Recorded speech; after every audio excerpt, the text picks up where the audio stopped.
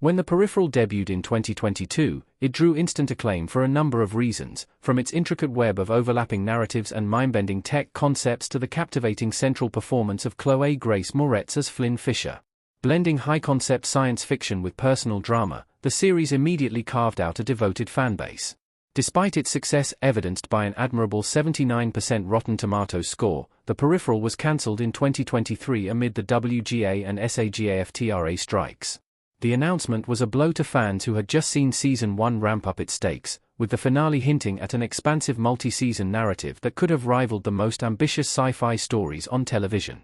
Amazon Prime Video's decision to axe The Peripheral was, unfortunately, just the latest example of a growing problem.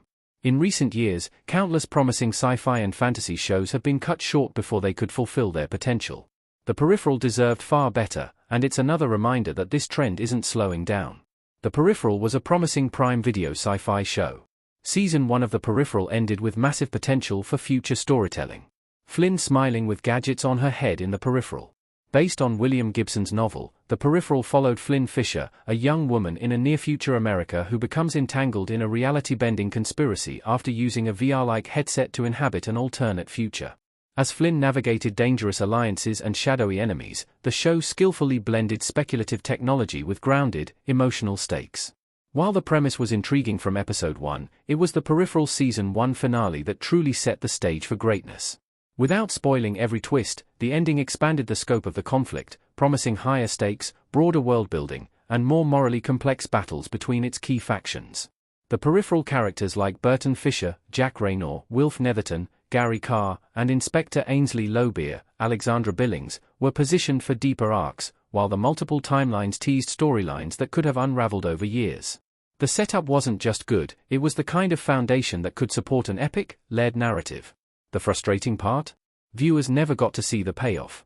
With the cancellation, all the intricate seeds planted in Season 1 will now remain unresolved, a rare case of a sci-fi show ending not because of creative decline, but in spite of creative momentum. The Peripheral's premature cancellation continued a streaming problem. Streaming services keep cutting shows off before their stories can truly unfold. Flynn Fisher in The Peripheral. One of the most frustrating aspects of modern TV is the premature cancellation trend among streaming services. The Peripheral joins a growing list of shows, including Warrior Nun, 1883, and Outer Range, that were axed right as their stories were hitting their stride. These aren't cases of series limping to the finish line. Many of them, like The Peripheral, were in the midst of building strong momentum.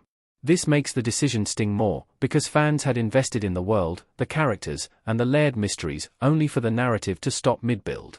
For streamers, the logic often comes down to algorithms, subscriber retention, and cost-to-viewer ratios. Unfortunately, this data-first approach tends to overlook the long-term cultural value a show can bring if allowed to develop. In many cases, the decision to cancel is made before the show has even had time to find its full audience. In The Peripheral's case, it's even more disappointing because its ending clearly demonstrated there was a bigger story worth telling. Canceling it mid-rise not only frustrated fans but also contributed to the growing perception that investing in new streaming shows is a gamble with little payoff. Sci-fi and fantasy shows should be given more time to find an audience. Genre shows often need multiple seasons to reach their full potential. Gary Carr and Chloe Grace Moretz looking at each other in The Peripheral Season 1. All TV genres benefit from time to grow, but sci-fi and fantasy need it the most. Their complex worlds, elaborate lore, and often high-budget visuals require a longer runway to hook audiences. The Peripheral is a perfect example of a show that was just starting to come into its own before being cut short. This is why long-running hits like The Expanse, Stranger Things, and Game of Thrones became so beloved. They were given the breathing room to evolve.